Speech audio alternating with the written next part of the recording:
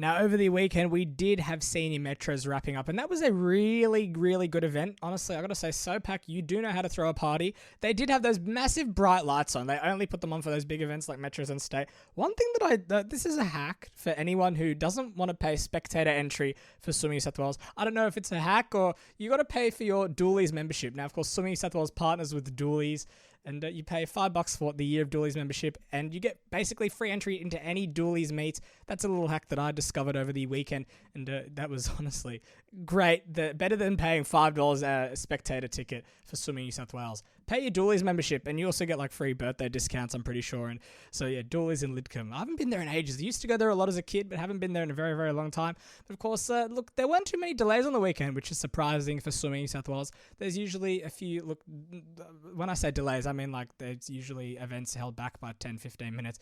Surprisingly, it wasn't too bad. They actually did finish up quite early yesterday. When I was working yesterday, I did notice they finished up, of course, the last events being 1500s, 800s, whatever, those long distance events, and I could hear them ringing those big bells.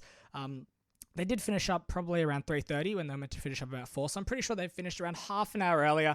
That was okay. I mean, look, I don't know anyone who would want to be out there for 8 hours a day, and I know a lot of the coaches were out there for most of the day, so my respect goes out to all of them. And I know some of these coaches don't even get paid for coming out here, so congratulations to anyone who raced over the weekend. Not really many shout-outs. It was a more quiet event. I'd noticed not many people were there. And if you've done, what's that thing, H2 Grow, they have it up on the bridge. They have it there every time. I have to do that sometime. I'd be curious to see how, I've done it back in 2021, 2022. It'd be interesting to see how we've grown. And if you have any interesting H2 Grow results. If you don't know what H2 Grow is in the swimming world, it's something run by, I'm pretty sure, Sydney Uni. They take all your height measurement weights, they put your times into a system, and then every few months, every few meets, you go back in and you measure your results, and they put it on a graph, and they basically see how you're going. So that's the best way I can explain it. But of course, we'll be back on Wednesday for your full show of Biz by the Water.